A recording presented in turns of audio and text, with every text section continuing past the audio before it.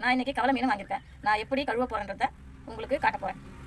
இங்கே பாருங்கள், அறியாமனை இதில் சைடில் பெறால் எடுத்துக்கணும், இல்லைன்னா கையை இது குத்திடும். அதுக்கப்புறம் பெறாலே எடுக்கணும். இங்கே பாருங்கள், ரொம்ப அழுத்தவே கூடாது மீன், இல்லைன்னா மீன் வந்து ஒரு மாதிரி அப்படியே குறை குறைன்னு ஆகிடும். அதனால் லைட்டாக தான் செய்யணும். பெறால் எடுக்கணும். அதுக்கப்புறம் தலையை பாருங்கள், தலையை அழகாக கிள்ளணும். இப்போ பாருங்கள், குடலை எடுக்கிறேன்.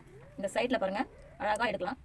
இங்கே பாருங்கள், பாருங்கள் கருப்பாக இருக்கும் பாருங்கள். இதெல்லாம் நல்லா சுத்தமாக க்ளீன் பண்ணால் தான் மீன் வந்து கசப்பு தன்மை இல்லாத இருக்கும். இது பாருங்கள், இந்த கருப்பு தன்மை போயிடுச்சா, அவ்வளோதான். பாருங்கள், முடிஞ்ச உடனே வாழை கட் பண்ணிடணும். வாழை வந்து ஒட்டை கட் பண்ணக்கூடாது, கொஞ்சம் விட்டு கட் பண்ணணும். அவ்வளோதான். பாருங்கள், மீன் ஆஞ்சாச்சு பாருங்கள். இதே மாதிரி எல்லா மீனும் ஆய போகிறோங்க. பாருங்கள்,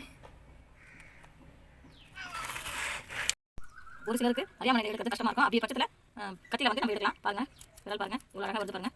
பொறுமையாக இருக்கும், கத்தியில் எடுத்தாலும் பொறுமையாக இருக்கும். ஏன்னா இந்த மீன்லாம் சாஃப்டாக இருக்கும். பாருங்கள், அழகாக தலையை கிளியாச்சு, சைடில் இருக்கிற குடலாம் எடுத்தாச்சு.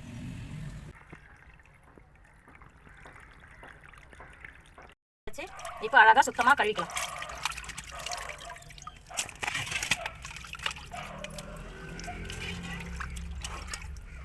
இன்னொரு தடவை நம்ம